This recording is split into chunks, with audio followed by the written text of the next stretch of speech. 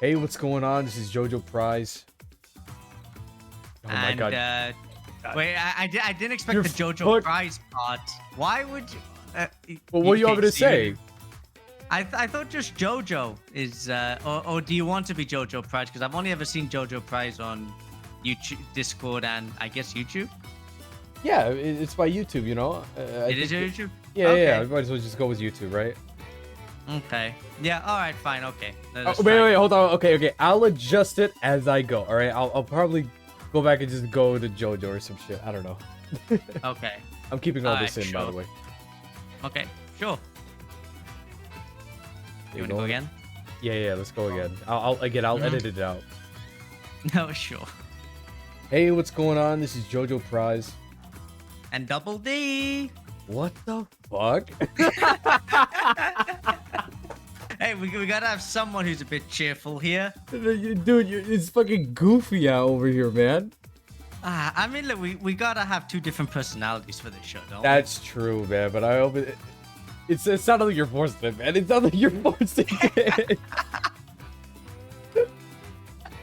It's gonna be a great podcast, man. I swear to God. I mean, you sound so formal. Hey guys, it's JoJo Prize here. I sound like that normally. What do you mean? Yeah, but like it's very monotone the way you say it. You gotta have some pizzazz. You gotta. What kind of have some pizzazz do you think I should put in? I don't know, like, hey guys, it's JoJo Prize here. Today we're with. My god! Oh my god! Yeah. Oh my god! I sound like every other YouTuber guy. Oh my god! This is going on YouTube. What the hell? Dude. Okay. Jesus Christ, man. I'm keeping all this in, by the way. Keep it. I don't care. Yeah, I'll cut the first part off, but I'm leaving the rest in after the Okay. second. Hey, what's going on? Oh, by the way, we should probably just for FYI, we should probably like try not to swear, right? For Yeah, YouTube at least the first guidelines. like 10 minutes. Yeah. Oh god, this will be a challenge for me. Well, here's the Okay. thing. I'm a nobody, so YouTube won't. I hope won't pay attention to me anyways. So I don't know how it works, but we can try. for sure, yeah. All right, you want to redo your intro? Okay, I'll just continue. Okay, yeah, so I'll just bounce off yours. Yeah. All right, and Double D here, ladies and gentlemen. There you go. Let's fucking. Yeah. You see, that actually sounds nice and formal. Yeah, exactly. Boring as hell. All right. Give me your best one that gives you like energy.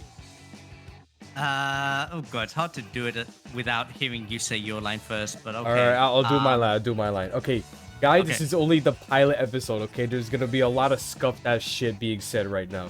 Okay. Of course. Mm-hmm. All right. Hey, what's going on? This is Jojo Prize.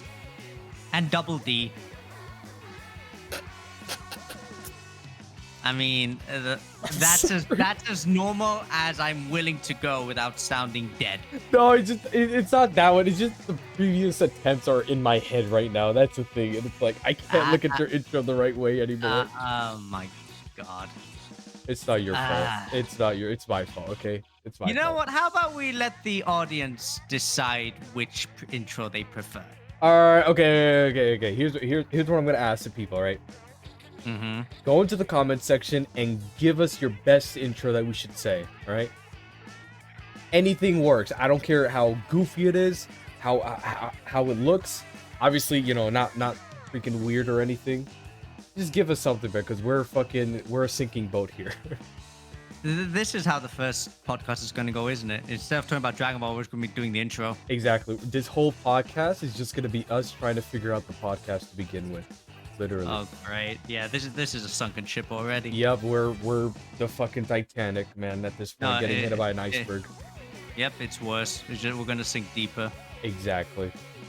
But anyways, aside from the scuffness, the podcast title, have we even figured that out? You know what? Since we can't seem to agree on something, how about we get inputs from the chat with any ideas? For Okay, that sure. As well. You know, funny story real quick.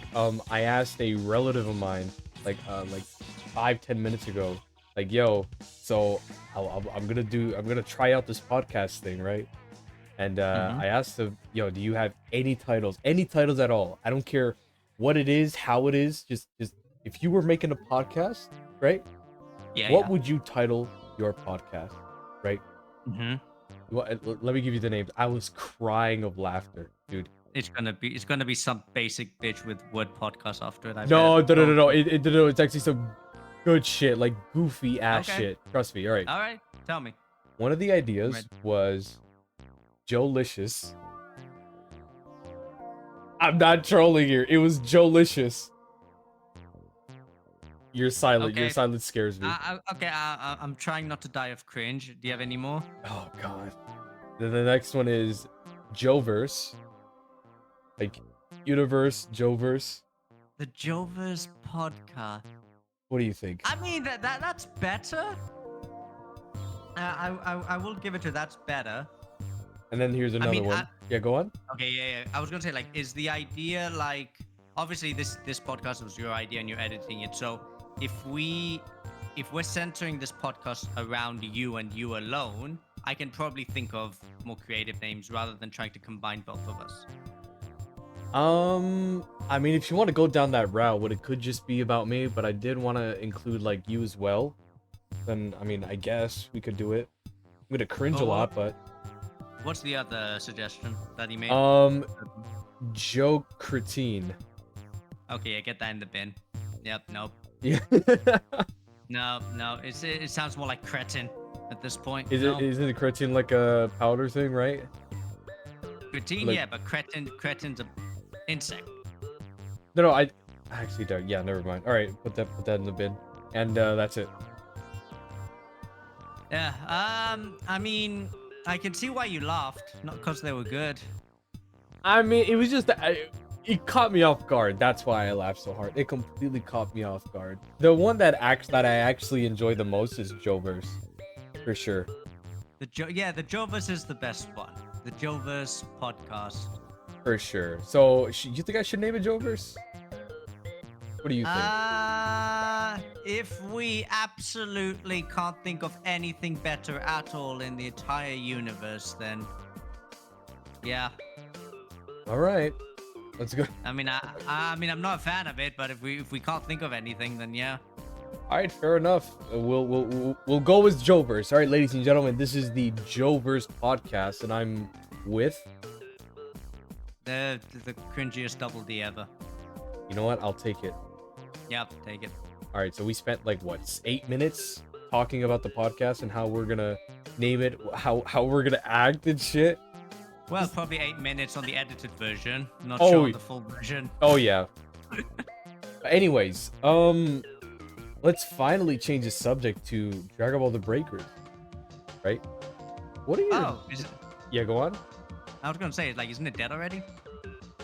Okay, good one, dude. Yeah, I mean, listen, it's always dying, man. It's not dead, but it's constantly dying. It's always on life support, man. Well, yeah, I mean, it's in a very bad state because of the publishers and the developers not doing a good job. I mean, it's always been a bad state, no? I mean, they take like 20 years to fix bugs. They take 50 years to buff and nerf some things, you know? Well, yeah, I mean, oh god, I mean, we there's so much to talk about with this. We've got to like pinpoint something to start with. All right. And then expand on it. Raider gameplay. How about that? Raider gameplay. Okay, sure. Raider gameplay is very, very stale. Mm-hmm. Why is that? It is rinse and repeat. Like every Raider game is basically the same. You pick a Raider, you can't really change the skills, change your style of gameplay. I mean, each Raider has a bit of a different play style, don't get me wrong, but like you can't change anything about those Raiders. And unfortunately, the Raiders are imbalanced. If you play Cell, well, RIP. If you don't get 10 civs at spawn, you've lost. Yep. And if you pick Ginyu, you can be handicapped with your eyes shut and deaf and blind, and you can still win. That is very true. Yeah, the balancing is all over the place. Like, I think they need to like take a break from, you know. Good one. Okay, dude. I know they can't take a break because if they do take a break, this game is like dead. But I hope one day they could just go back to Frieza, Cell, and the first 3 Raiders, right? Yeah. Sell Frieza and Majin Buu and just do some changes with them, whether buffs or nerfs. Oh yeah. You know, to change up their gameplay, and not just to change up their specific gameplay, but also add something to their gameplay. We talked about this on stream a few times actually, where you know, a simple add-on to raiders is give raiders passives, right? Yep. Give raiders passive. I say this time and time again, but a simple passive they could add specifically to sell intimidating aura. If any survivors are within like a certain like heartbeat range of cell, then they'll have a reduction speed on everything or something like that. Just a spitball idea. And yeah, go on. I'm sorry.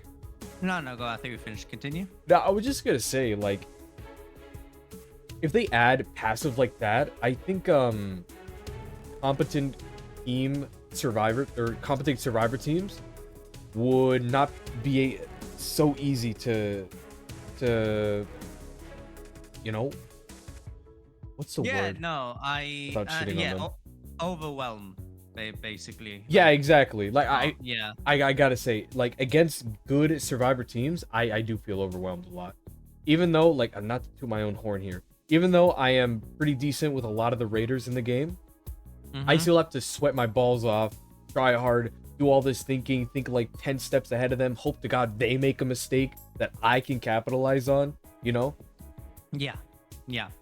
It's a very tricky situation because the game needs to be redone from the very basic level in order to mitigate certain situations which unfortunately are replicated in Dead by Daylight.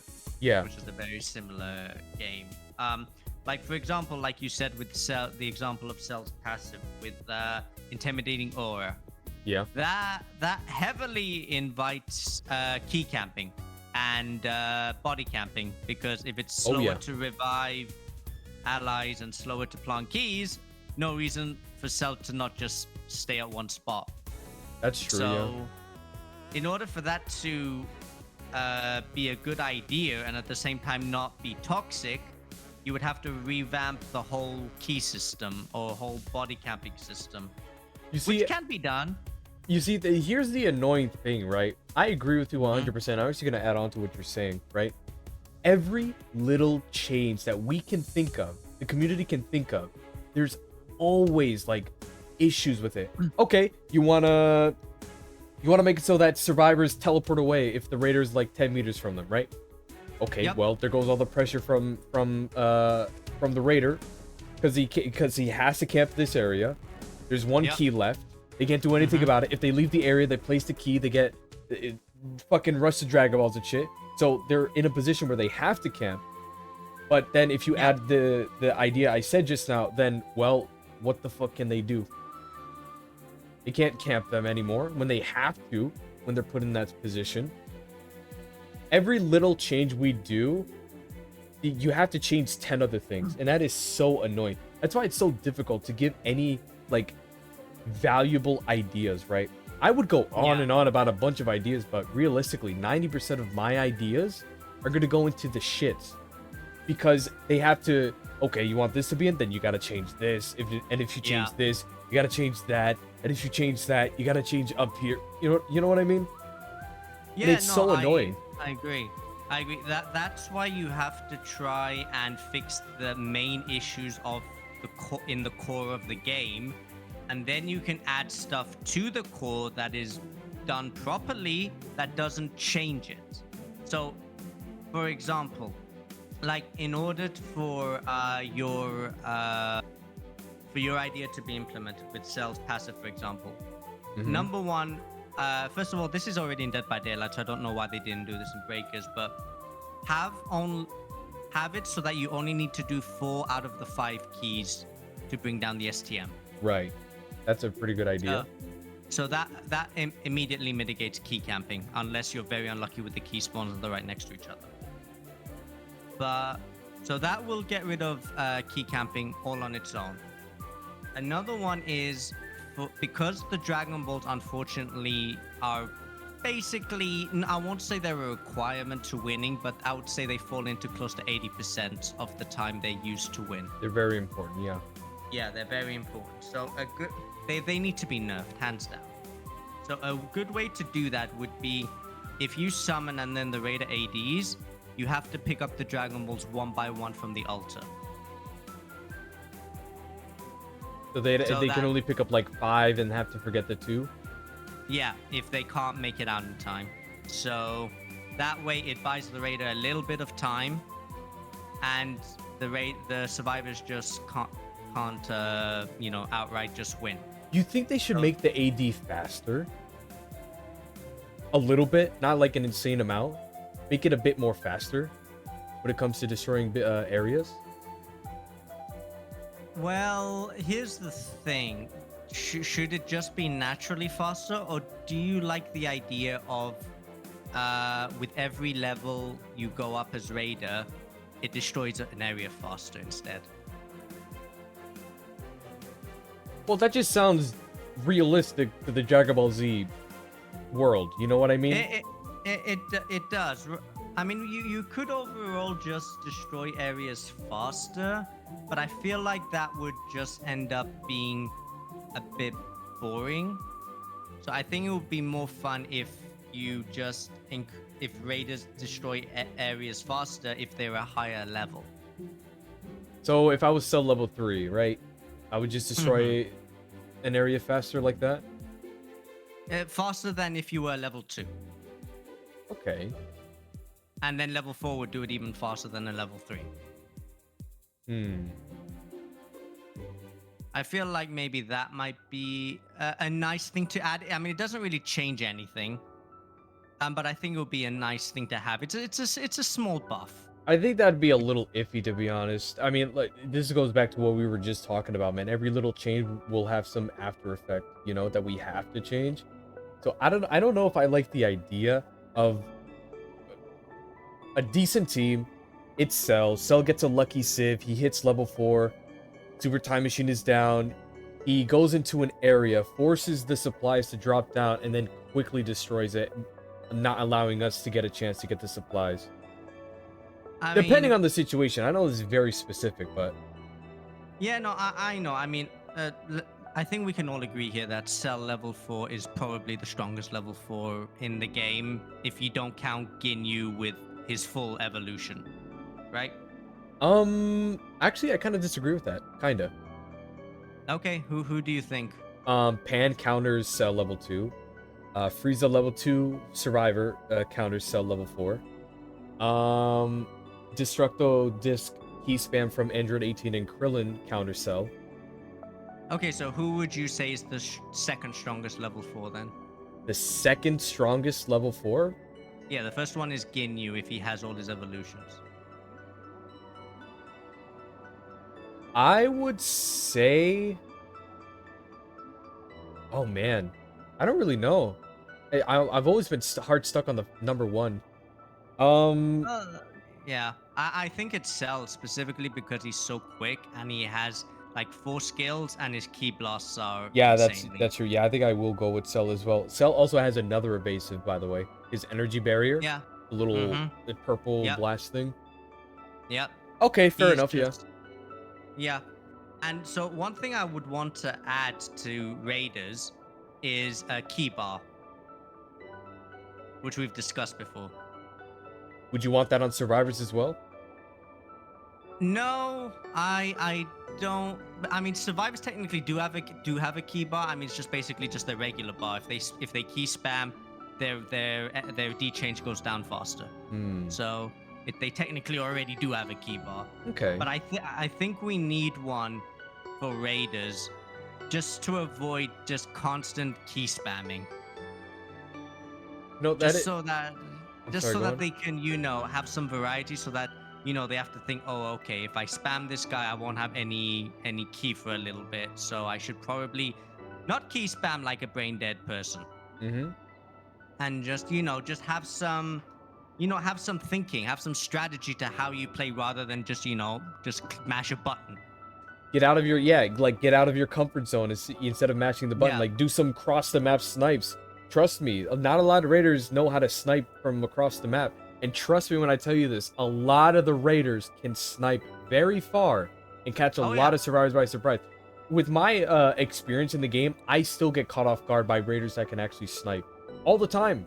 Okay, not all the time, but the few times that it does, it always catches me by surprise, and I'm always like impressed. Like, holy shit, he had a raccoon eraser gun in the middle of the map while I'm all the way at like a key. That's very impressive, you know? Yeah, Raiders, I mean, yeah, Raiders don't have much variety gameplay, and that's the issue. Just like, why do anything else when you could just press left click? It's the most effective thing you could do. Yeah, and again, it boils down to raiders not being customizable. Like, give us passives, give us different actives, give us different supers to be able to switch out. I mean, you have all this for survivors. Why can't you add this for raiders and just throw it in the gacha system if you have to? That's another thing. Some of the supers that the Raiders have are just dog water. Cell. Yeah, it always goes back to Cell. It's Cell. Cell has the most brain dead supers ever. Think Cell level 2. Like, why would you ever need to use his special beam cannon? Or like maybe a snipe if your full power is on cooldown, I guess. And that's it. Full power is so much better. It has explosive damage. It has a much bigger hitbox. Exactly. Everything is just better. Why would you need to use special beam cannon? Like, I can't answer. I mean, Cell has the worst level 2 and level 3 in the game. Oh yeah. I mean, it's ridiculous how imbalanced he is. Oh yeah. I don't know why they don't, like, some of the raiders don't have that simple concept of you level up, you're better than before. Some of the raiders don't have that concept with them, which is so dumb. No. Yeah, it's... I mean, one thing I have to give credit for Cell Level 3 is Cell Level 3 is the best sniper in the game. If you know how to snipe, you're gonna get some downs for sure if you snipe.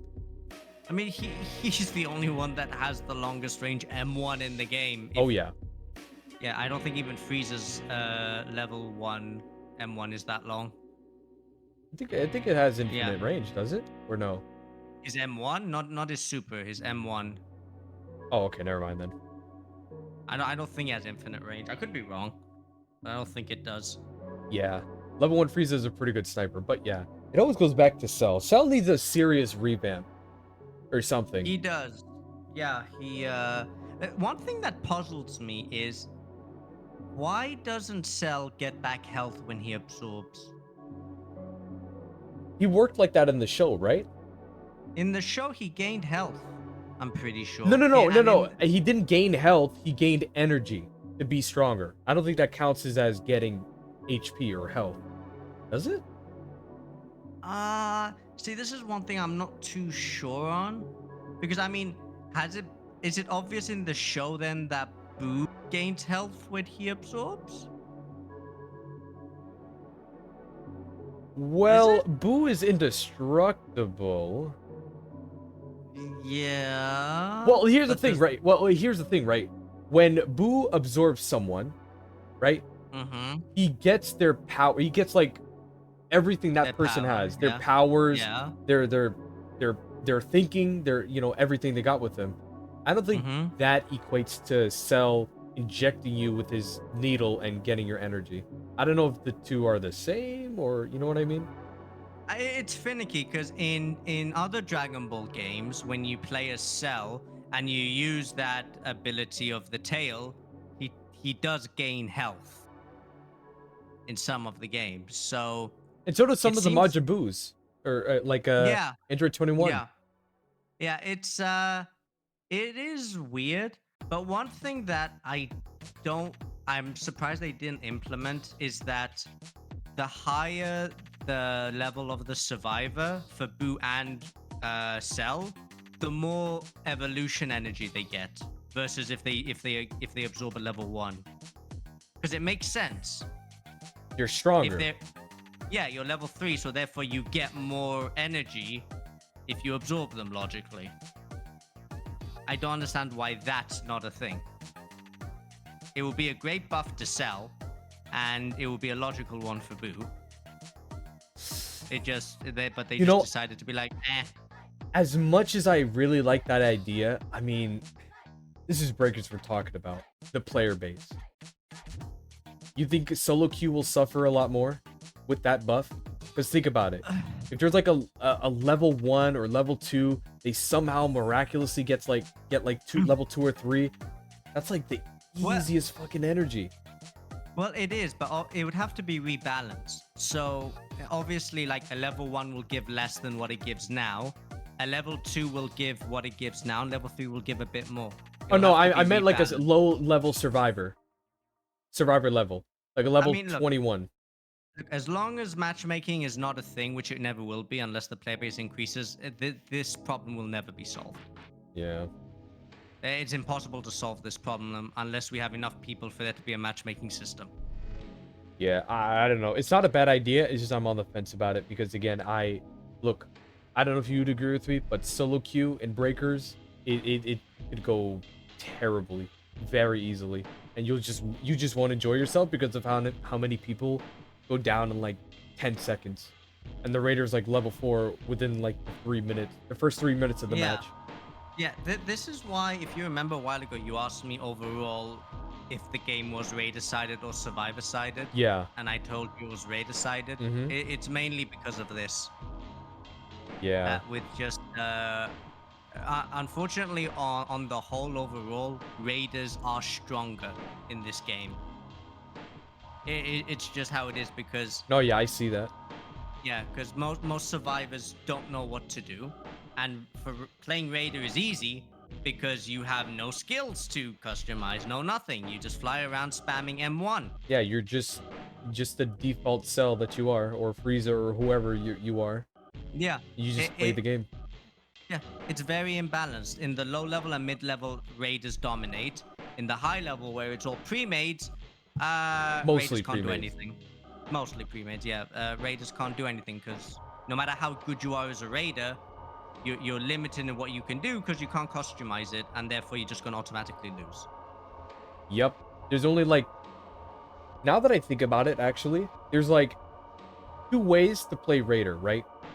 Mm-hmm. For example, if you're against a bunch of low-level squads that don't really know what they're doing, your kit, whoever you are, is designed for this kind of thing, right? You could snipe them and they won't see you. You could get them down very quickly. You can utilize your evasives for distance or get out of a melee combo and stuff, right? But against like high-level players or pre-mades, your gameplay is vastly different, right? I don't know about you, but when I'm against like high-level squads or pre-mades, I gotta change my entire tactic. I gotta go to this area. Oh, they already got that key? All right, I gotta leave that area because I know they're like bum rushing that key. They got all the keys down. I gotta camp this area. Your kit is not designed for like pre-mades and shit like that. I realize that. And it's so irritating that you have to revert to playing specific raiders against these kinds of teams. And you have to do very specific tactics against these kinds of teams. Like there's no consistent way to play as a raider, you know? If you play the game long enough, right, you're gonna encounter all kinds of players, right? Pre-mades, duos, triples, you know what I mean? So when you're playing Raider, it's so hard to like change up your gameplay. Yeah, it's go on. It's tricky. When I play, it's trippy. Yeah, when I play Raider, I usually don't change my style unless obviously someone in my stream redeems a Spobo run or a Guldo run or whatever. Yeah. And then I have to go for spawn locations. But generally, I just adapt my playstyle according to how the game is going, regardless if it's randoms or pre-made.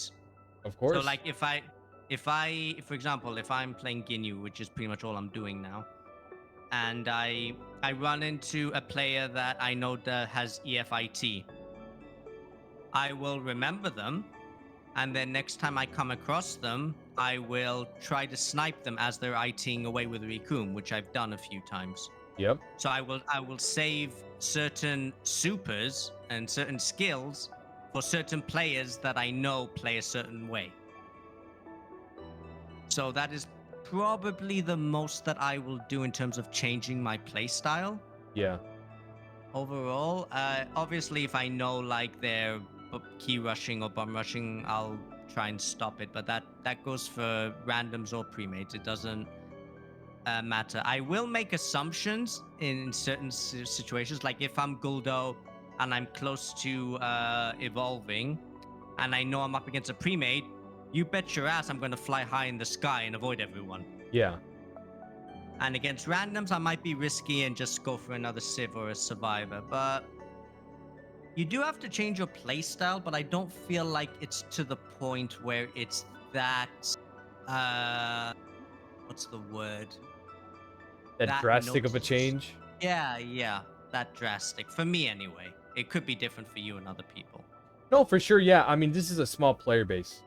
You know? Mm-hmm. Like, yeah. It's gotten to the point where I recognize someone's name. I think I know their build. Like, I just know their build. You know? It's that small of a community.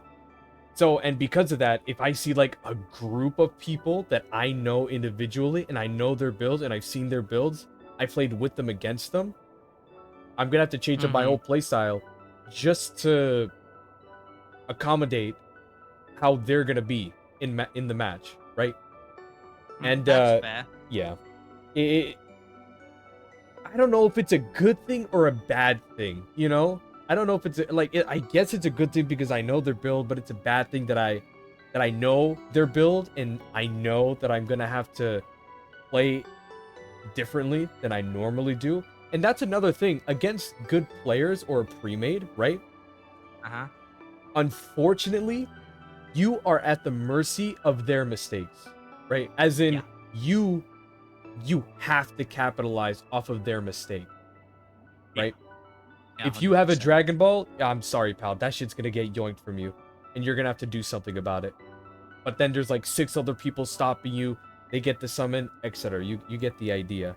And that's another issue with high-level plays against, like, high-level raiders, right? The raider, they might be lucky, sure, and get, like, a civvy and get to the next level, but the survivors, they're so strong at a high level, like, the raider needs to look for a mistake and capitalize on it. That's why I don't feel as bad when raiders camp in pre-mades or camp a key placement, the one key that they haven't placed and the raider camps that against the pre-made. I don't mind that too much. You know? I'm more angry at the gameplay of it all rather than the player themselves doing it. You know what I mean? Yeah, no, I get it. But personally, if there is one key spot left, I don't have issue with the raider literally camping the area, because otherwise he's just going to lose. Yeah. I mean, there's one key area. I mean, what do you expect him to do? Fly around and just let it get done? No. Yeah, fucking roleplay raider and leave the area, look for everyone. Like. Yeah. No, I mean, if there's one key area up, it's the survivor's fault for being put in that situation. Yeah. You should. I mean, there's a reason we can 99 keys now. It's to avoid situations like this. Not only that, I'm sorry. Yeah. I'm sorry to cut you off, but I just want to add on to what you were saying. Not only that, but Dragon Balls. Going back to that real quick. You also have Dragon Balls. If they're gonna camp and they don't have Dragon Ball, just summon, and the raider will have to address level 4 rather than focus on camping. Yeah. But sorry to cut you off. Go on. No, I agree with that. If you have all the Dragon Balls, then yeah, you can just summon. But if you're in a situation where he is camping the key and he has one Dragon Ball or more, then all of a sudden you're in a situation where if you're with randos, game's over. Oh yeah, with randoms you're not gonna get that kind of coordination. I'm sorry to say. Yeah. With randoms it's game over. People are gonna go down one by one. He's gonna get level 3, level 4. Then he'll destroy the area himself, and then it's game over. And even with pre-mades, you're gonna have to like gank him. And even then, if the raider knows what to do, there's a good chance it won't work out. So, it all of a sudden it turns into a very annoying and boring match where you all have to basically just try and steal the Dragon Ball off him Yeah. because he's guarding the last key. I mean, it's way too repetitive. Where this situation pops up way too many times. That's why I think you should only need to do 4 out of the 5 keys to avoid this situation. You have to nerf the Dragon Balls in a sense where maybe you can pick them one by one if the Raider ADs to give the Raider some sort of advantage if you're going to nerf him with the whole key placement thing. I mean, the game needs to be revamped from the ground up in order to fix a lot of the problems.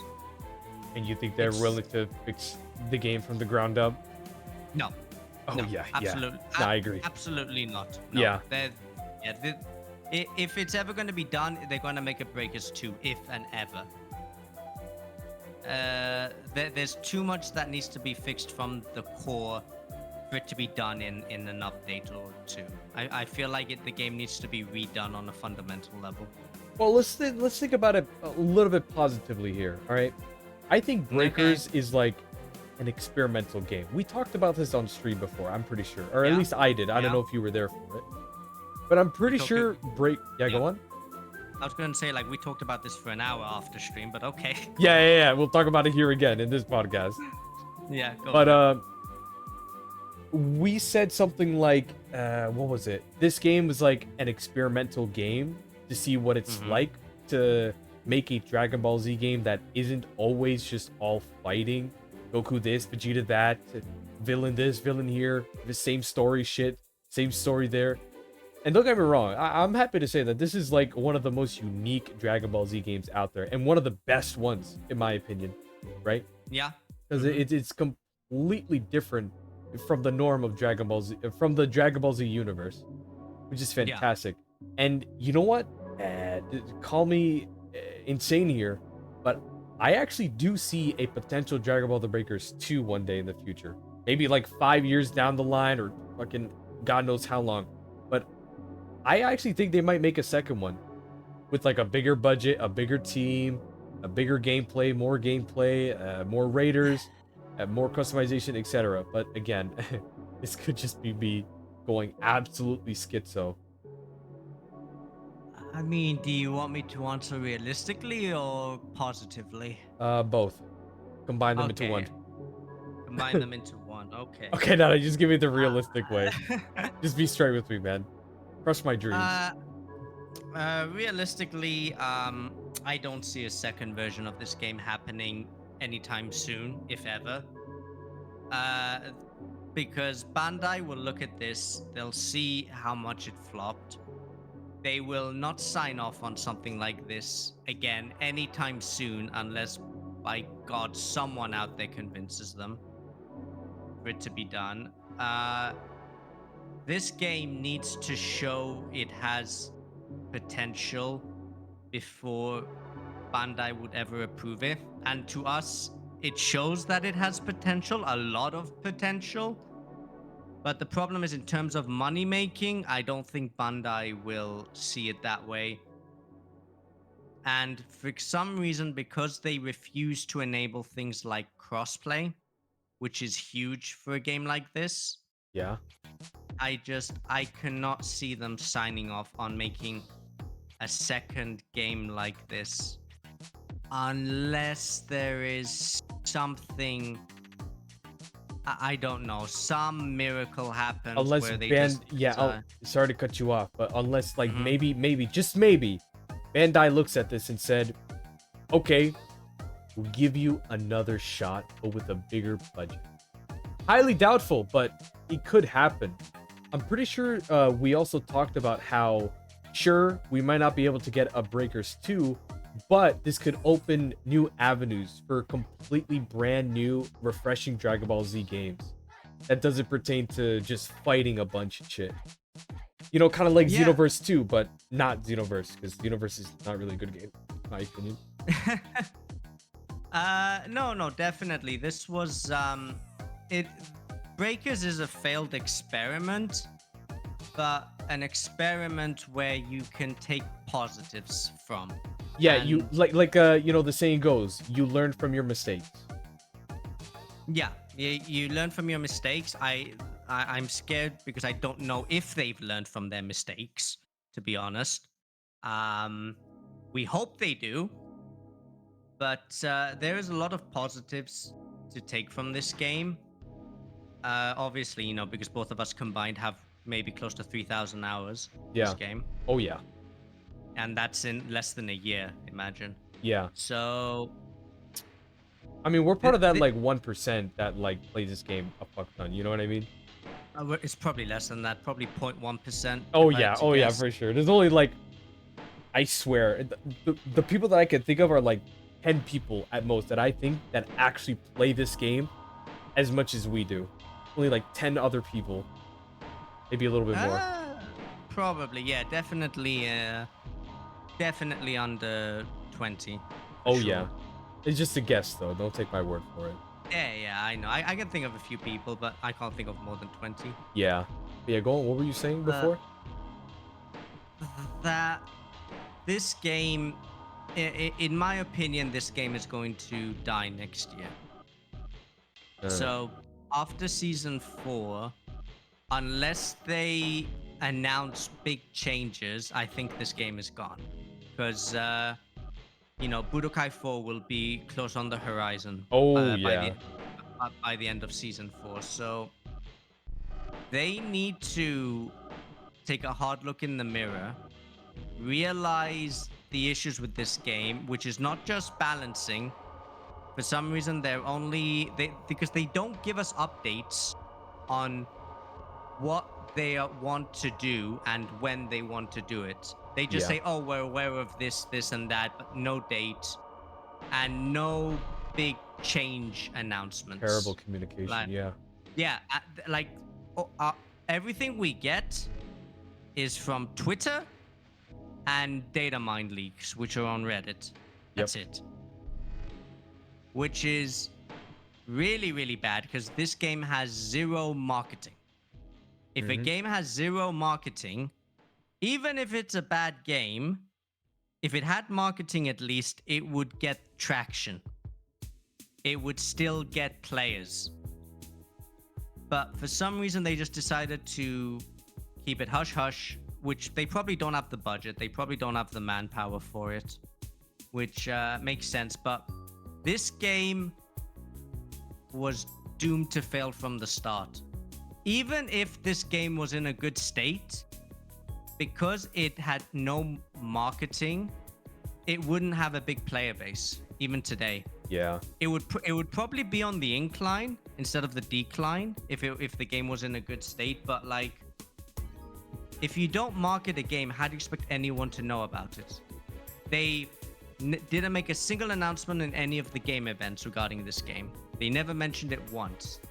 There is barely a mention of it. There's one video dedicated to Breakers every season for the new season on the Bandai YouTube channel. Like That's an it. animation, yeah. Yeah, that's it. Everything about this is Twitter. There is no Instagram for it. There is no TikTok for it. There is no dedicated Twitch channel. There is an for it. Instagram for it, by the way.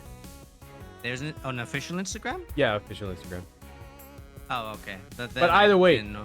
I still agree with you though. Like, I don't think games should use like social media as their I need to word that better. I was gonna say I don't think games should use social media as their main like source of information, but I know there's a lot of games out there that aren't even related to Dragon Ball: The Breakers that do this a lot. So I don't know. Okay, so let me ask you this: how did you find out about this game? Oof, that takes me a while back. I think they were doing an interview with the producer of Breakers. And they were something, I don't really know. This goes back all the way last year of probably November or October. So my memory's a bit foggy there. But I think they were doing an interview And one of the producers said, or someone questioned him, saying, would there be a game that involves Dragon Ball Z but in a completely different light of gameplay? And then he said something like, oh, I would be very excited to make a asymmetrical game out of Dragon Ball Z. It would be very excited to work on it. And then that's when I started digging deeper, and I'm like, wait, they're making an asymmetrical game of Dragon Ball Z? This goes way back, so my info about that could be all fuzzy. Okay. So, in my case, a friend of mine mentioned it to me out of the blue when I was streaming at the time. And again, I looked into it because we were both Dragon Ball fans, so I looked into it and I found out about the game. So, that again goes to show that we only found out about it because we are hardcore Dragon Ball fans. Yep. So am I. So, yeah. So, no, you have to be a hardcore Dragon Ball fan to even stumble upon this. So, a regular Dragon Ball fan will probably not even realize this game exists unless they happen to see it. A non-Dragon Ball fan will have absolutely no idea what this game is about. So, already you're limiting the player base or the people who can see it by it's a fraction. Yep. So majority of Dead by Daylight players have absolutely no idea about this game, and they might even like this game if they knew about it, but they don't because this game has zero marketing. Yep. It's the same with any asymmetrical game. If you grab the entire player base of Dead by Daylight and you ask them all to try Breakers for one free weekend, I can almost promise you the player base situation will be fixed. Oh yeah. Because you will definitely get, even if you get, let's say 10%, if that, from the DBD community to come to Breakers, and they're willing to stay, let's say, automatically we go from 2,300 to easily 2,000-3,000. And this is purely marketing. Just for marketing. The game doesn't have to be great. Okay? Bring players in, make them buy the game, make them spend money, get the money, put it into the budgeting of the game, then you can get more people to make the game better and faster. Get more data as well. Yes. You need marketing in order to bring people in to spend money so you get budgets to put into the game.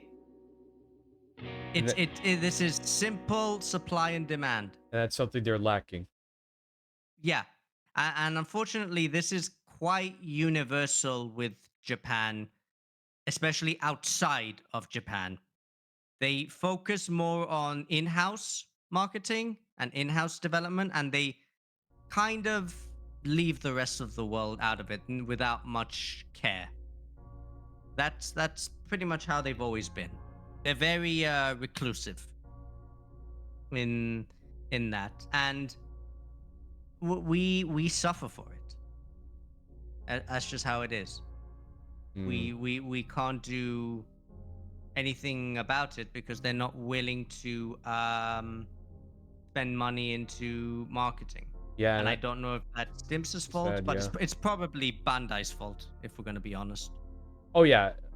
Yeah, I think we talked about this before, but the reason why Breakers obviously isn't in the best spot is because of Bandai. Bandai aren't really confident in this game, so they didn't really give them much to work with, right? So it's not really the people or the producers or the people that work on Breakers' fault, right? It's Bandai. Yeah. Maybe, just maybe, if they actually gave them more resources, then maybe this game could have actually been a gold mine. In the beginning, I thought this game would be the greatest Dragon Ball Z game of all time, right? But unfortunately, realistically, I was wrong. A lot of bad reviews. It's got mostly negative reviews on stream, or on Steam, I mean. And what doesn't help is some of the big content creators within the Dragon Ball Z space, right? They also don't like this game. So that Yeah. even makes the game even more underground, even more hated, even more disliked, even more unknown. If YouTubers or streamers are saying, "Yep, I played Breakers, I don't like it," what do you think their followers are gonna think? I don't like it too. I don't think I'm gonna get it if he doesn't like it. I've seen the gameplay. The gameplay's because Yeah. not gonna waste any money on it. So Yeah. it all boils down to not really. It is Bandai's fault. I'm just gonna outright say it. It is Bandai's fault for making this game like suffer the way it is now, and the game is still suffering to this day. Seriously, and I would say, actually, I am gonna say it. A lot of us are carrying it. The people that are still playing this game are carrying this game, giving it the notoriety or the space that other breakers and joyers can come into. You know what I mean? No, I agree. We're definitely keeping it afloat right now. Yeah. 100%. You were gonna say something? Yeah. I agree that, it's Bandai's fault that the game is in this state, but you also have to give some credit to them where they actually approved of this idea in the first place. That's true. Yeah, that's fair. Yeah. I mean, yeah, they could have easily said, nope, we're not allowing this. This game is not a moneymaker, therefore, no. So I can give them credit, but unfortunately, they've contaminated it too much to the point of possibly no return. Like, the gacha system was Bandai's idea. It was pretty much their idea. Like, okay, you want to make this game, it has to have a gacha system. The producer said that. Yeah. Yeah. So it's a shame that they were willing to experiment on this idea, but at the same time cripple it with possibly one of the worst gacha systems I've seen in a game. Oh yeah, it's a terrible system. But yeah, the game needs a lot of help. A lot of get fixed. changes. Yeah, a lot of changes that these producers simply can't do. They can't time. do. Yeah, well, you keep on saying how they need to like change the base of the game, which yes, of course, but do you really think they're gonna really want to revamp that deep to the game? Like, you see the band-aid fixes they did. Yeah, realistically, no. They are willing to do band-aid fixes. SOS. What else were band-aid fixes? The quick revive, let me heal you. Time patroller's duty. A few other band-aid fixes that I forgot about.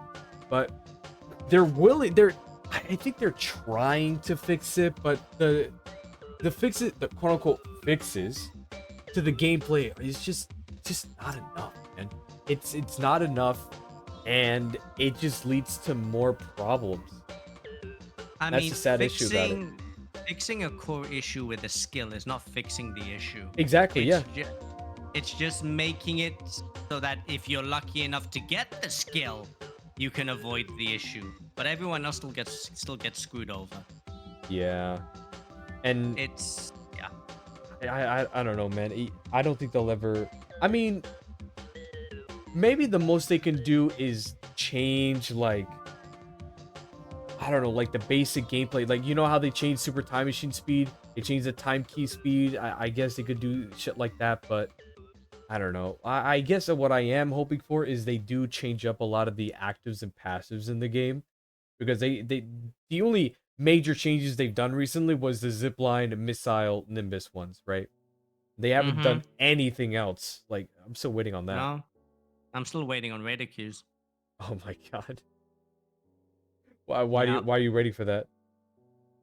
Because I want to finally just get my raiders to level 100 and not touch them again. That's fair. That's actually exactly what I'm doing. Yeah. I mean, what was it? They disabled it 5 days into season 2. Here we are halfway in season 3. Nothing. Oof, that's another thing. Whenever they add like new content or big stuff like that, it does not go well. Nope, something's broken, as always. Always, something is always broken. Yeah. And unfortunately, a lot of the bugs that are or like come up from new shit, right? They're like game Mm-hmm. breaking bugs. They're not just little Oh yeah. bugs. They're game breaking. Remember, Oh yeah. you know the most recent one with Vegeta's suit? Apparently, one of Vegeta's costume changes Mm-hmm. breaks the lobby. How does Mm-hmm. that even work? I don't know. What is the coding behind that? I don't even want to know, to be honest. And But isn't the optimization of breakers also flimsy as fuck? yeah, I'm willing to believe there's no optimization in this game. It is beyond jank. It feels like an early access beta version still. F. That's a It's fair still, way of looking at it. yeah, it still feels like it's in beta. Honestly, Sheesh, man. it's just that there is so much they need to do, and they don't have a lot of time to do it. Like, honestly, in my opinion, if I were them, I would make an announcement and be like, okay, guys, next season, we are not releasing a new raider. We're not releasing new skins. Instead, we're sorting out every issue that the game has in order to make it run better and smoother so that you guys can have a better experience. We apologize for the inconvenience, but we want to give the game a better experience for the rest of you. So sorry, no raider, no skins, no new skills. But yeah, we're just going to spend an entire season, 3 months, just fixing the game. If Y- they did that, I would be happy, honestly. You know, I'll one up you on that. What if Yep. they just completely shut down the game and do exactly what you said, but instead shut down the game? How long do you think that would take? I don't care how long it takes. That's the thing. If they're saying that they're willing to fix it, they're willing to push back the season for like another couple months, and if they're gonna shut down the game and they're doing all that, fine. Take all of the time they need. But you want to know what's crazy? I'm pretty sure Bandai wouldn't let that kind of shit slide. They wouldn't, but also they don't need to shut down the game because they have their own servers. They can just do everything on their own servers and test it and everything. And then once they think it's good, then they can shut down the game for a day or whatever to then test everything. I always So thought that if they shut down their game, they could work things more efficiently if they shut down the game. That's what I assumed at least. No, it doesn't do anything because we play on one server and they have their own test server, which is parallel. Ah, So, okay. so while we're playing, they can just keep testing on their own server, which is not affected by us. So Ew. they don't need. They only shut down the game when they want to transfer over stuff from the test to the live. That's interesting. Okay, I did not know that. So yeah, they don't need to shut down the game to change everything while it's down. They can just do it and then bring it in. But yeah, I'm just saying like they can forego a season of new content just to fix the game. But yeah, I don't even think Bandai would allow that. Yeah, Honestly. nah. I think they would just rather. I don't know. I think the worst thing that Bandai could do is just do nothing to help them. You know, do nothing to help them. Not that I mean they're kind of already doing that now, really, but I don't know Yeah, if they brought up that idea to Bandai and said, "Yo, Bandai, we want to fix this game. We want to change this game. We want to make the game better. Will you allow us to do that?" I'm pretty sure they would just say no, knowing them.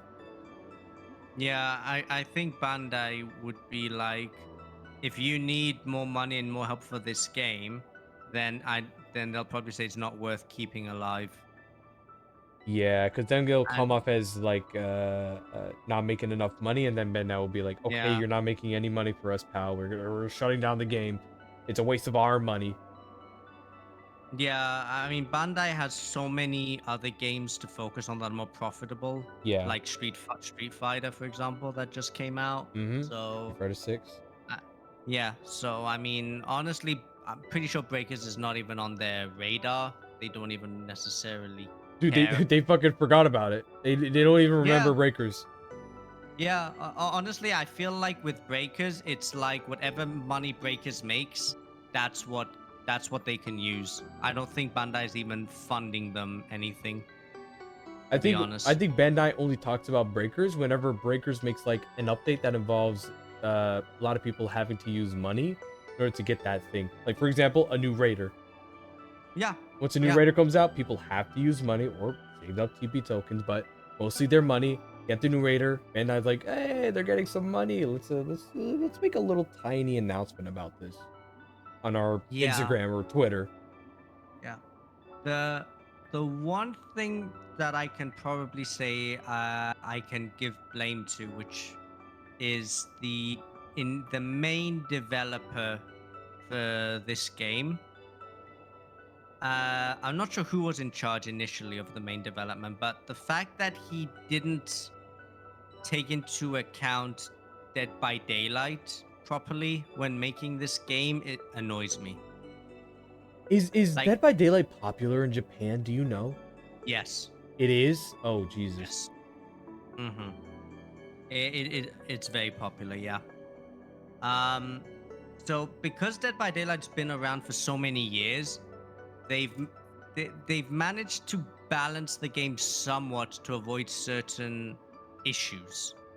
And Breakers has not taken some of the fundamentals of DBD to bring it in. I mean, if you want to make an asymmetrical game, sadly you have to look at Dead by Daylight as the benchmark. Because they did it first, right? They did it first, and it's at a state now where it's done well. It's like the Perfectly best of its balanced, kind. but It's the best of its yes. kind. It's the best of its kind. So you have to take the core of what DBD has and bring it into any other asymmetrical game and then change it from there if you need to.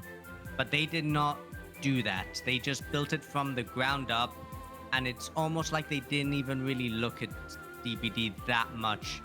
Probably only for the basic rules, whereas make, like the gens are the keys, and the exit gates is the STM, and the hatch is the ETM. Yeah. That's probably the most they looked into it. I mean, and then the patching it. classic like one powerful thing and four Yeah. weak people, but together they're as powerful as the one super strong thing. Yes. They got that classic thing going, I guess. They got that, but they didn't implement the same rules that Oh, yeah. DBD has, which is the main issue. Like, the game, I'm fine with Breakers being janky. I'm fine with it being unoptimized. I'm fine with it being basic, and especially with the customization options. I'm even fine with FOMO that they've recently implemented. Screw them, by the way. But if they just made it so that the game was fun, no one would care about all these issues. Yeah. Because the game, almost every match, something happens that makes it unfun. And unfortunately, it's not only unfun, it's also repetitive. In Dead by Daylight, you almost never get two of the same matches in a row. They have like a good mix of RNG. Not like bad Yes. RNG, but there's like, Yes. Big Shack might spawn over there, or this tile will have a shitty loop or a good loop, or Yes. the killer will have random add-ons, random what's it called, perks. It might be a killer you never played as. You know what I mean? Yeah, you get the idea. Yeah. It would be nice if the maps were randomized slightly. Yeah, we Yeah, talked about it that would before, have- right? We have, yes, of course. We've talked about everything that we're going to talk on the podcast for the next 10 years. Oh yeah, oh yeah. It would be nice if the keys had more randomizing options, and if it was not possible for them to spawn 5 feet away from each other, that would be nice. It would be nice if ETMs either didn't exist or at least were randomized. Civilians, if they had more randomization, that would be nice. Even though the civilian part is not that bad now. Yeah. It would be nice if the Dragon Balls didn't all spawn in one area from time to time. Yeah. I mean, a big issue is the randomization in this game. or the lack of randomization Yeah, in this game. the RNG is so weird, right? So for Mm-hmm. Raider, you could have a part of the map with 0 civilians, and now you're Yep. fucked because you're behind because every other survivor is like level 1 to 2 already in the first 2 minutes. You haven't even gotten your first civvy, and you're punished for no reason because of that. There's nothing you can do. Yeah, That it happened to happened me to me a few today. times. Oh, did it? Yeah, it happened to me today on stream. Yeah. How did it go? Who are you playing as? I was Ginyu. I was playing Guldo. I think I managed to still win, but I think that was because I was able to key camp the lost area. Classic Captain Ginyu stuff, right? Yeah, I mean, yeah, the RNG in the game is not good. No, not at all. I still really want that. I freaking love this idea of Mm-hmm. every map will have different, like, area E could either Mm-hmm. be the city or a barren wasteland, or Uh-huh. section or area A could be an underwater place or a science facility from the Red Ribbon Army. That I think that won't change gameplay too much, but it will change enough to where they don't have to change everything else and make it fun and engaging for everyone else as well. I think that's one of the few changes that I think will be fine to deal with and don't need to change 20 other things. Yeah. I mean, I like the idea. I don't want them changed too much though, because then you already have maps allocated with a name. So if you change the maps too much, then it won't fall into the name. Like for example, Snowy Mountain. If the snow part changes, then it's kind of what's the point? What's the point of calling it Um, Snowy Mountain? Yeah. yeah, but I do like the idea of each zone having 2 or 3 slight variations of themselves. Yeah, that's a good way So to put like, it. yeah, so like the town at E on Rocky Mountain, for example, that could either be the one it is, or it could change to the waterfront town or the Highland town. Mm-hmm. It could be randomized, and same with the other areas. They could change to the same sort of landscape, but a different design from another map, if you get what I mean. So instead of, the underground facility Mm-hmm. that's in Snowy Mountain, Mm-hmm. maybe convert that into like a facility up top that it involves Red Ribbon Army. I don't know if that's too drastic of a change as well, I mean, it's an idea. I mean, yeah, that's in. but still Is pertains that to in? Snowy Mountain stuff. Yeah. It could just be a variation of A, where you have one which is underground, and you have another variation where it's above ground. Yeah, exactly. Yeah, exactly that. It would be a nice mix so that you don't get the same map every now and then. It would be nice that you rarely get the same exact map every time you play. Exactly. Like players like me, we've jotted down everything on every map. Where all the bikes go, where the vending Yeah. machines go, where survivors Yeah. spawn, where civvies would normally be in, or fucking, I don't know, where boxes would be at. Yeah. Like the good loot. That would be great. Yeah. Uh, Yeah, it would be more challenging for pre-mades, especially if they don't know where the vending machines are. Yeah, Especially they have to and- adjust themselves now instead of the Yeah. Raider for once. Yeah, and it would be, and this is an easier solution than what they do now, where they make an entirely new map from scratch, allegedly. Allegedly. So, yeah, so instead of having to design a whole new map for each season, just design 2 or 3 zones for each one, and then just interchange them randomly. And then if you want every season, just add 2 or 3 zones max to add to the pool of mix, and that's Yeah. that. It would take a lot less work, and it would be a lot more random and a lot more fun because you're gonna be like, oh shit, okay, I know this area, but this area is new. Yeah. So I think that will be way more entertaining than just simply giving us a new a rocky field, but with water next time. Yeah. I mean, they could very much do that with next season, which I hope they Yeah, don't. they don't, but I mean, like, I think they'll have to. I mean, who the hell uses Swimming Savant now? Why do we have it? Surely they'll make an update about changing the actives and passives, okay, pal? Uh, are you sure, pal? Uh, my spirit is already crushed. Let me have this one, please. I mean, let me remind you that the developer used EFIT on stream. Oh, don't remind me, dude. Don't freaking remind me about the showcases. You remember the other showcase when Vegeta, the Raider, first came through? God, that was abysmal. I have to say, that was abysmal. I'm sure those people that played are really nice, very chill, kind people. You're talking about the English one. Yeah, the English. Yeah, I watched the Japanese one first. Yeah, the Japanese one was a hell of a lot better. I am so happy for you. I sat through the English one, and it was... It was so bad. They don't even know the basic gameplay. They had to, like... never mind. They literally had to...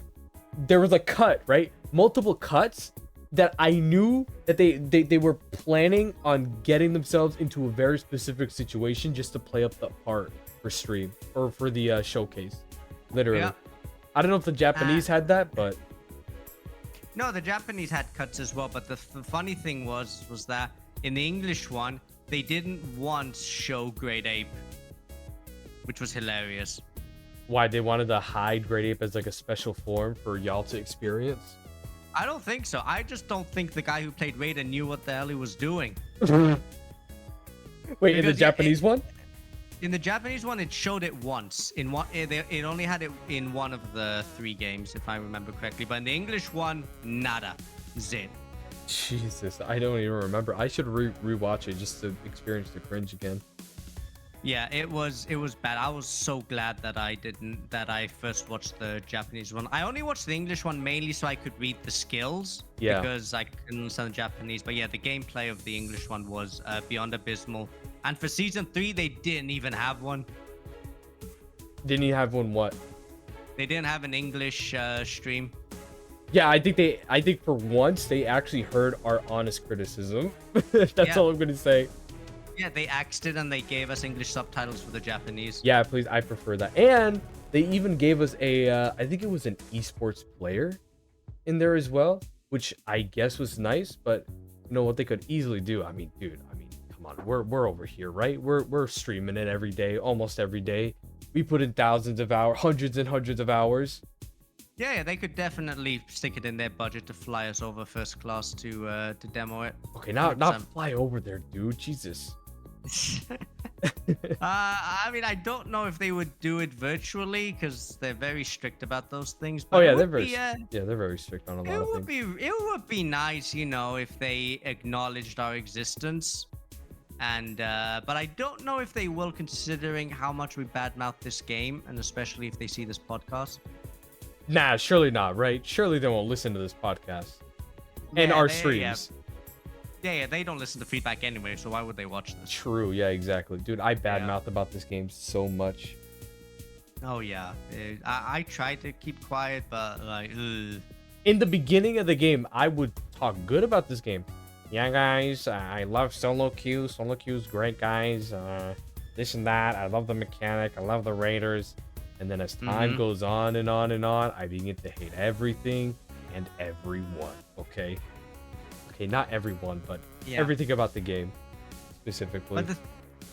But also, how is it that how sure are we that we haven't corrupted ourselves too much because we've overplayed this game versus the average player? I think a lot of the players, high-level players, are already corrupted. I don't know if I myself am corrupted. I don't even know, to be honest. But I know it's very obvious that a lot of other players are corrupted, and they have a fucking League of Legends competitive mindset for this game. And when that should not be a thing. this is supposed to be a casual game, but because of players like me and a bunch of other high-level players, they treat this like it's a fucking esports game, Street Fighter fucking 7. You know what I mean? Yeah, imagine if they add a ranking. If they added ranking, this game will burn in a fire, literally. Burn into a crisp. Plain and simple. And I'm glad they... you wanna know what's crazy? My dumbass actually suggested that. I actually suggested that there should be some sort of ranking system in the beginning. In the middle of season 1, I made that idea up. Yeah, terrible idea now that I played it more and more and more. It was a dog shit idea, and I hope they don't do such a thing. Maybe do like a simple matchmaking one where, for example, level 50s and below can only pair up with like low-level raiders as well, just to give them a chance, because it hurts seeing like a bunch of double-digit players and then there's like a fucking level 93 Frieza who camps everybody, who camps the key area, who camps the Dragon Balls and everything. No, I know, I agree with that, but again, it comes back down to you need the player base for it. Oh, yeah. No, I agree. It always comes down to the player base. Ooh, I dropped something. Yeah, no, you're good. If you want to fix a lot of problems, number one is fix the player base. Oh, yeah. If you can fix the player base, then you can move on to the core issues of the game. But unless they decide to, if they decide to actually market the game, then they may have a future. The problem is, even if they fix all the problems tomorrow, this game will still not be in a good state because nobody knows about the game. Simple as. Yeah, I think I don't know who said it in my stream. It either could have been you or someone else. I forgot who, but I think someone said it better. This game is already damaged. They can't really salvage much of the game already. They've done multiple band-aid fixes. They've done multiple changes that, if they change any more, would break the game, right?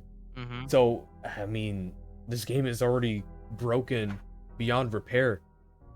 The best thing they could do is salvage some parts here and there, Yeah, no, I agree. That wasn't me who said it, but whoever did, they're right. Yeah, they've done a lot of damage.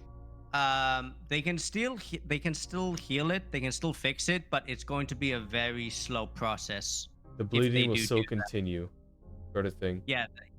They need to fix the game, and then if they do, put I don't know how many thousands or tens of thousands of dollars or 100,000 yen, 1 million into marketing.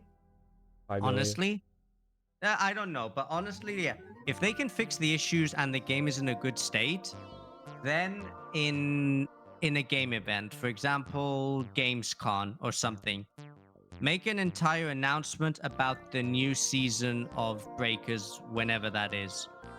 And that will get enough attention to give the game another shot. I actually disagree with that. Okay, well, I'm hearing it. This goes back to what I said a little bit earlier. You know, like, big names within the Dragon Ball Z community, they already fucking hate this game. You think they're gonna... Sure, they might speak good. Though? Huh? Why do they hate this game? Well, I don't know the reason, but they believe the game is, like, imbalanced. They don't like the gameplay. The gameplay is, like, so easily can be very one-sided to the point where, like, what the fuck should they do? Should they just stand still and do absolutely nothing, wait for everyone else to die, right? And again, don't get me wrong. Their criticism, their negative criticism, their negative comments, they actually make sense. They don't just hate the game. They hate the game for the right reasons, surprisingly. No, I agree. Like, if the game in its current state, yes. But I believe that if they actually fix the game and it's in a good state, and then they, put money into the marketing and they actually showcase the game at a game event, then these big streamers, especially some of them I know, will give the game another shot before they judge it. So even if the game is in a negative light, some people, especially big YouTubers and such, will give the game another shot. A lot of people that never heard of the game will give the game a shot. True, yeah. And I think the game will have a chance for a second revival. That is if the big names actually enjoy this game when they fix or do all these changes with the game. I mean, the big names don't have to like it, because the thing is, these big names, they all started from somewhere, Right? and so if they started from a game that was most likely new at the time, and they grew from it. So if the game does well, and the game, they market it and the game gets traction, we will become the next big names for the game. So we don't need big names to decide for us if the game survives. We just need the game to be in a healthy state, and then we provide the entertaining content for the game. Well, it's just, I agree with you on that, by the way, for sure, 100%. I agree with what you were saying. It's just, I think I'm focusing a little too hard on the player base. Like, that's my main goal when I'm thinking about what you're saying here. My main goal is about the player base, because you said it yourself. If we get a good player base, then we can look forward to the changes that we talked about so many times on stream, off stream, whatever the fuck, right? If we can get the player base, the main go thing, on. I was gonna say the main thing is the player base. But the only way to do that is if they market the game, and I don't see them doing that. So instead, they're doing these band-aid patches, which are not helping. So I don't know if this new director who took over is planning anything different. We'll find out probably season 4 if he's planning anything. If season 4 is the rinse and repeat, new raid and new map, and that's it, then this game is done and dusted. I mean, I do like what's going on in season 3 right now. I know that when it comes to like content, cosmetics, events, I guess. FOMO. What was that? FOMO. Yeah. You like that too? Wait, what is that? Fear of missing out. You're missing. Oh, like the exclusive cosmetics? Like the stuff they removed from the shop in rotation. Oh, well, personally for me, I don't really care about that. Personally, for me. Really? Not too much. Yeah, not really. That's just me, though. Oh, wow. Everybody I know hates it. Well, aren't they going to bring it back, though? They say that, but like, still, I mean, there's no guarantee. And there's always that mentality that like, oh God, if I don't buy this now, I don't know when it's going to come out again. I might miss it. I might want it. The game might die, so it might never come back. They might change their mind. There's all these things that immediately pop up in everyone's head.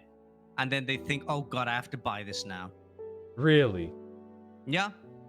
Myself included. Nah, I believe you. Well, it's just maybe the reason why I don't think like that for me personally is, well, I mean, I play this fucking game nearly every day, so I don't think I'm ever gonna miss anything out. And if I would, then I won't be too crazy about it, I guess. I don't know. I bought nearly every bloody voice line that they plan to remove. Yeah, it's same as well. Yeah. Sucks to the people that don't have once you revert to an egg.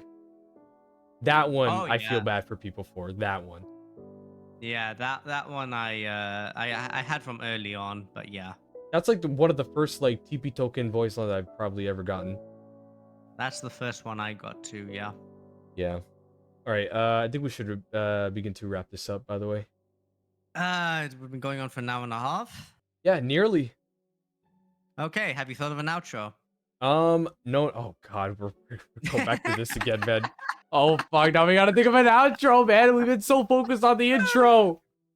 Oh my God, what the fuck? What corny shit can I say? Wait, what was this? The Joverse, right? That's what it's called. Oh God, the name. Oh God, yeah, we're calling this a Joverse.